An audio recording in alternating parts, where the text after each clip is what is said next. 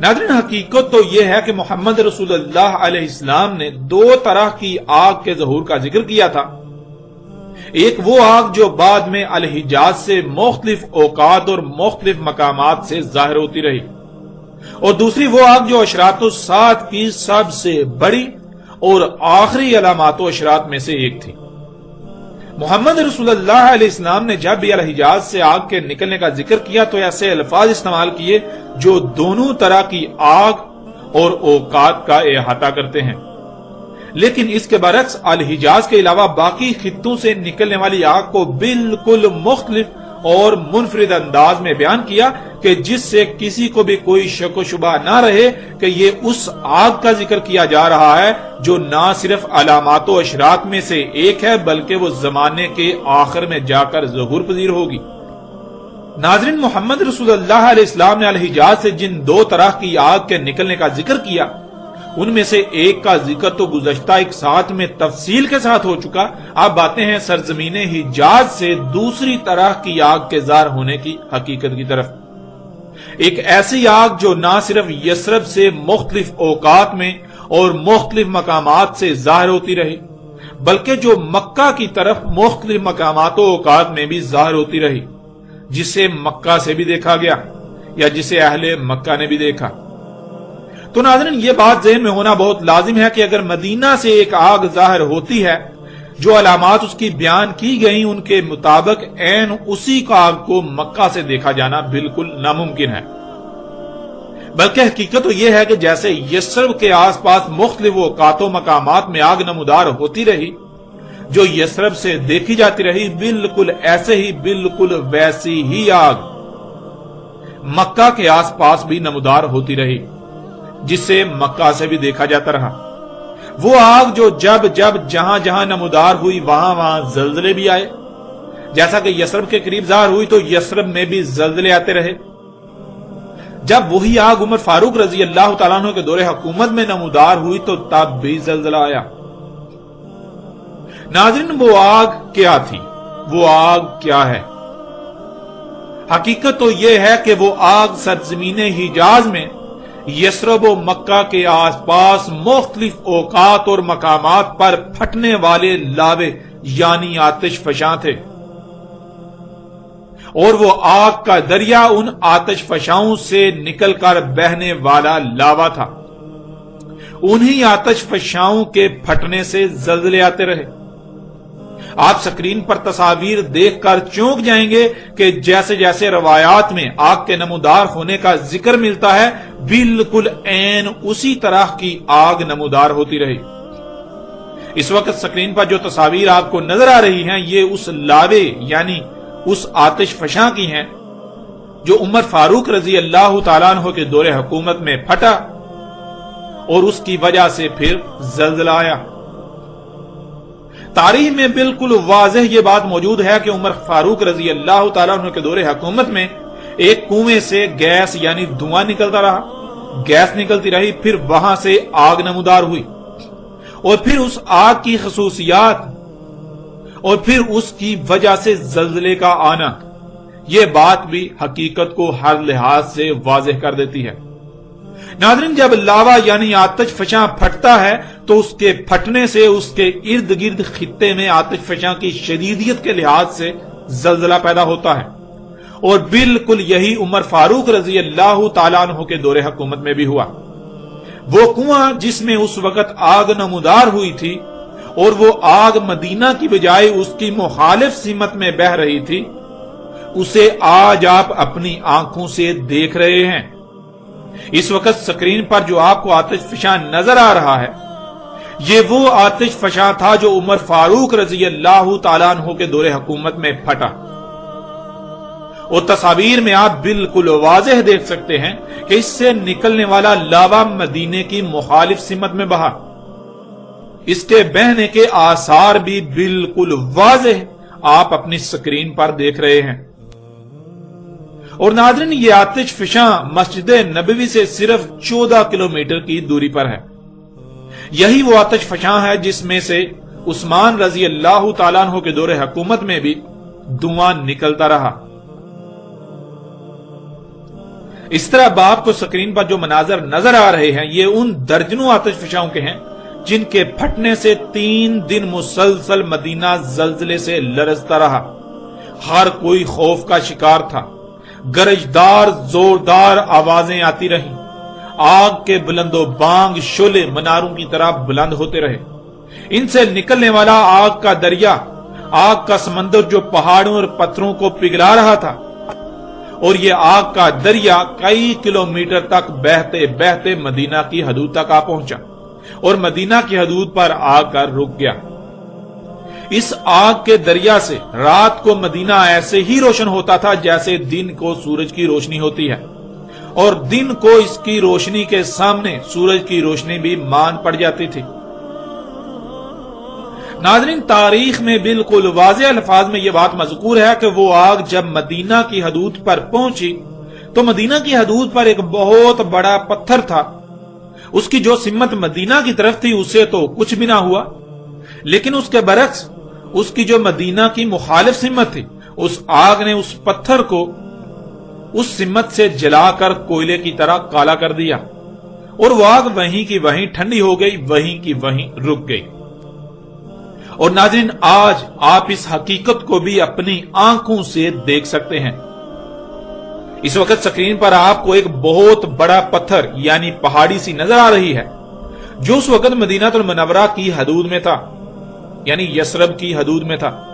आप इसकी बैरूनी सिमत को देखें तो इसकी बैरूनी सिमत पर लावा आकर टकराया हुआ है, जिससे न सिर्फ यह पत्थर बैरूनी तरफ से कोयले का मंजर पेश कर रहा है, बल्कि वो आग, ये लावा वहीं का वहीं ठंडा पड़ चुका हुआ है। यूं उस वक्त ये आग का दरिया यहीं रुक गया, यहीं पर यह इख्तिताम पजीर हुआ। ये दहला देने वाले और चौंका देने वाले हकायक आज आप अपनी आंखों से देख रहे हैं। नाज़रीन, ये लावा जो उस वक्त जोश मारती आग का दरिया था, आग का समंदर था जिसमें बिजली के कड़कने जैसी कड़क थी, यह कहीं से 27 किलोमीटर दूर तक बहा, जो कि इंतहाई गैर मामूली फासला है, तो कहीं पर इससे कम, और इसकी चौड़ाई कहीं पर 2 किलोमीटर, कहीं पर 4 किलोमीटर, तो कहीं पर 6 से 7 किलोमीटर तक थी। इसी तरह यह आग का दरिया कहीं पर 25 किलोमीटर तक बहता बहता पहुंच गया, कहीं पर 16 किलोमीटर, कहीं पर 15, कहीं पर 13, तो कहीं पर 12 किलोमीटर या इससे कम या ज्यादा फासला तय करते करते पहुंच गया। यूं ये कमोबेश 52 दिनों तक आग का दरिया, आग का समंदर बहता रहा, ये आग नमूदार रही। ये तमाम मनाजर आज आप अपनी स्क्रीन पर देख रहे हैं।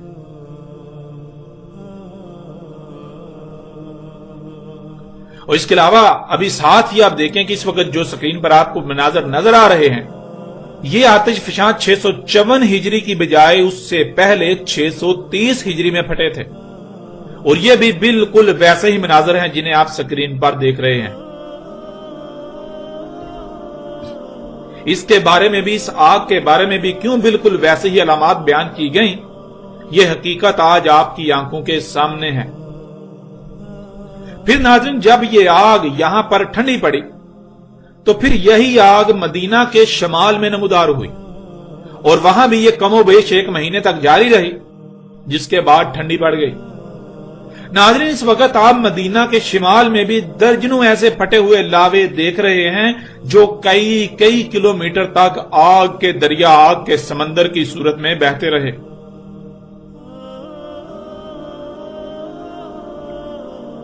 इसी तरह अगर मक्का की तरफ आए तो आपको यही आग मक्का के आसपास भी निकली हुई नजर आएगी, यानी जैसे मदीना के करीबो ज्वार पहाड़ी घाटियों में लावे फटे, बिल्कुल ऐसे ही मक्का के अतराफ पहाड़ी घाटियों में भी लावे फटे जो आग के दरिया की सूरत में कई कई किलोमीटर तक बहते रहे। ये तमाम मनाजर आज आप अपनी स्क्रीन पर देख रहे हैं। आपको ये जो काले निशानात नजर आ रहे हैं, ये उसी आग के दरिया के हैं, ये उसी आग के हैं, ये उसी आग के समंदर के हैं जो दरिया की मानंद बहती रही, जो कि लावा था जो ठंडा पड़ जाने की सूरत में आज काला नजर आ रहा है।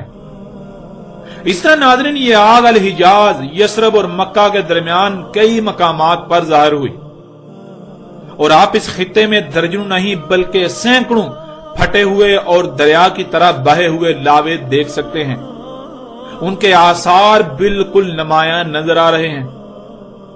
ناظرین اس کے علاوہ آپ کو سعودی عرب کی ساحلی پٹی، یمن، ایریٹریا اور اس کے آس پاس کے خطے میں ہزاروں پھٹے ہوئے لاوے نظر آئیں گے، جو ہزاروں نہیں بلکہ لاکھوں مربع کلومیٹر کے وسیع رقبے پر پھیلے ہوئے ہیں۔ یعنی ان ہزاروں آتش فشاؤں سے نکلنے والا لاوا لاکھوں مربع کلومیٹر پر ایسے پھیلا ہوا ہے کہ جیسے تہ چڑی ہوئی ہوتی ہے۔ ناظرین یہ ہزاروں لاوے آج سے تقریباً 3500 سال سے بھی قبل پھٹے تھے۔ اس وقت یہاں قوم شعیب، جنہیں قوم مدین یا اصحاب المتافقات بھی کہا جاتا ہے، وہ قوم آباد تھی، جو ان لاووں کی زد میں آ کر ان کے نیچے دب گئی۔ ان آتش فشاؤں کے پھٹنے سے ان پر پگھلے ہوئے لاوے یعنی جلتے ہوئے پتھروں کی بارش ہوئی، اور وہ قوم اس لاوے تلے دب کر نشان عبرت بن گئی۔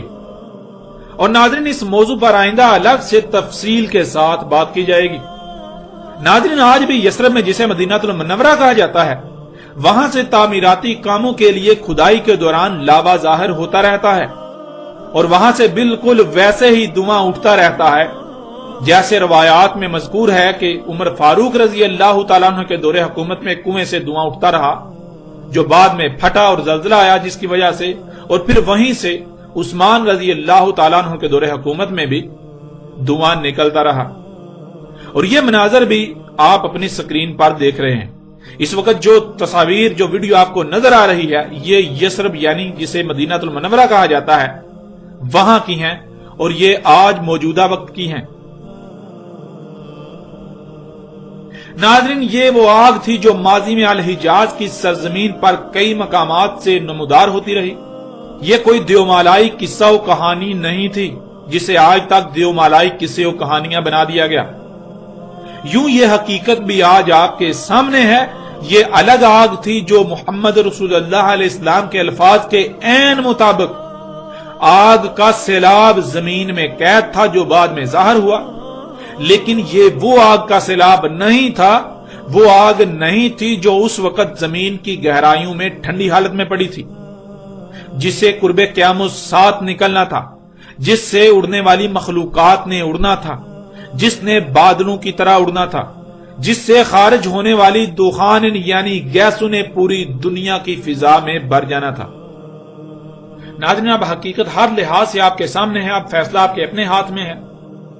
چونکا دینے والے حقائق آپ کے سامنے ہیں۔ دنیا کی کوئی طاقت ان کی تردید، ان کا رد نہیں کر سکتی، ان کو غلط ثابت نہیں کر سکتی۔ اب فیصلہ آپ کے اپنے اختیار میں ہے، فیصلہ آپ کے اپنے ہاتھ میں ہے۔ چاہے تو ہر لحاظ سے حق کھل جانے کے بعد اسے تسلیم کرتے ہوئے دنیا و آخرت میں فلاح کا سودا کریں، اور چاہیں تو انکار کر کے دنیا و آخرت میں عظیم ہلاکت کا سودا کریں۔ یہ فیصلہ آپ کو کرنا ہے۔ ہمارا مقصد صرف اور صرف حق کو پہنچانا تھا، جو الحمدللہ احسن طریقے سے آپ تک پہنچا رہے ہیں۔ ناظرین اب ان لوگوں سے سوال ہے جو ابھی تک دجال کے انتظار میں ہیں، جن کے نزدیک ابھی دجال آیا ہی نہیں، کہ جب قرب قیامت ساتھ زمین کی گہرائیوں میں چٹانی تہ سے نکلنے والی آگ، جو کہ الساعۃ کی اشراط و علامات میں سے تھی، دجال کو اس کے نکلنے سے پہلے ظاہر ہونا تھا، پہلے نکلنا تھا، اور دجال کے ظہور کے بعد اس آگ نے نکلنا تھا، تو جب آج وہ آگ بھی نکل چکی جس نے دجال کے ظہور کے بہت بعد میں اور آخر میں جا کر نکلنا تھا، تو پھر دجال ابھی تک ظاہر کیوں نہ ہوا؟ دجال کہاں گیا؟ آج دعوت الارض پوری دنیا میں دندناتا پھر رہا ہے، تو پھر دجال ابھی تک ظاہر کیوں نہ ہوا؟ کیونکہ دجال تو دعوت الارض کے بہت پہلے ظاہر ہونا تھا، بہت پہلے نکلنا تھا۔ الساعۃ کی سب سے آخری علامت و شرط دخان، طرح طرح کی گیسیں آسمان یعنی پوری دنیا کی فضا میں بھر چکی، نہ صرف بھر چکی بلکہ عذاب علیم بن چکی، تو ابھی تک دجال کا ظہور ہوا ہی نہیں۔ ایسا کیسے ہو سکتا ہے؟ دجال کو تو دخان ان سے پہلے نکلنا تھا. جب دخان بھی نکل چکی، وہ پوری دنیا کے لیے عذاب علیم بن چکی، تو دجال کہاں گیا؟ دجال کیوں نہ نکلا؟ کیا نعوذ باللہ ثم نعوذ باللہ محمد رسول اللہ علیہ السلام نے جھوٹ بولا تھا؟ وہ صحیح سے رہنمائی نہیں کر سکے تھے؟ یا پھر آپ نے جو عقائد و نظریات دجال کے بارے میں بنائے ہوئے ہیں وہ باطل ہیں، وہ بے بنیاد ہیں، وہ جھوٹ ہیں؟ اے عقل کے اندھو،